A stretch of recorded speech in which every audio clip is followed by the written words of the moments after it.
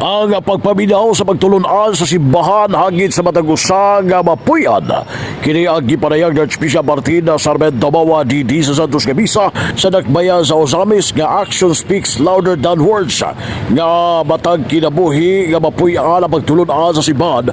Ilabi na ang paghatag og bili sa kinabuhi kay alang sa Arsobispo nga kung nagpuyo pa ang matag usa sa Pagtulon-An sa Simbahan, wala antay nagpatay sa iyang kaugalingon nga anak diya sa bakan. Ngano nagampang pamilya ang gibiyaan sila mga ginikanan kay miuban sa dili iyang bana o dili iyang asawa. Dugang pa sa Arsobispo ko namati pas Pagtulon-An Simbahan sa sulti sa mga kaparian sa mga wali kay kunamati pa lamang ang matag usa sa Pagtulon-An Simbahan nganong ana gyapon ang abortion o adultery nga nahitabo karon sa katilingban. Gatagan kayo og pagtagad sa Arsobispo nga kining maong mga pagtulon-an giyatudlo usab ang mga mayong pagtulon-an diha sa mga matagtulungan ang matag values apan wala motuhop diha sa kasing-kasing tungod ba kay wala gipuy-an usab sa mga nagtudlo o mga magtutudlo ang usay gitudlo. Ang mabatanod karon may naglantaw sa mga nahimong saksi sa pagtulunan nga atong gitudlo kay mas nakat-on o makakat-on man ang matag-usa sa unsay nakita sa buhat mas nakaistorya kaysa pulong lamang. Aniya pahayag sa Arsobispo sa lokal nga simbahan sa Archdiocese sa Ozamis sa paghatag og pagtagad labi na sa pagpaminaw sa Pagtulon-An sa simbahan nga kini hagit sa matag-usa nga Mapuyan.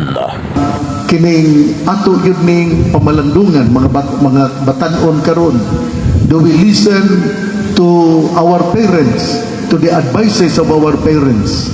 Do we listen also to the teachings of the church? Why is abortion rampant? Why is adultery still exists? Kung namati ta sa mga pagtulunan sa simbahan, sa diha nga gisulti sa pari sa yang wali, nga naman nga doon nagapoy abortion, nga naman nga doon na pa may adultery, nga naman nga doon na pa may babae nga mangilog og bana, o nga naman nga doon na pa may lalaki nga mangilog og asawa. Ato kining pamalandungan. If we listen to the teachings of the church, then how come abortion is still rampant, adultery still exists?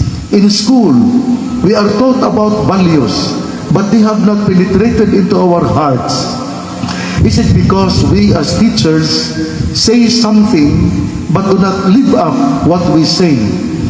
Our students, the young, are looking for authentic witnesses of the values we say in class. Ang FTP kamay payag sa nagunang magbalantay sa Archdiocese sa Ozamis Archbishop Sarmento DD kini sa gipaygayon ng Santos Camisa diha sa Metropolitan Cathedral sa Immaculada Concepcion sa dakbayan sa Ozamis o sa Archdiocese San Maria Shrine sa Berhen sa Kuta.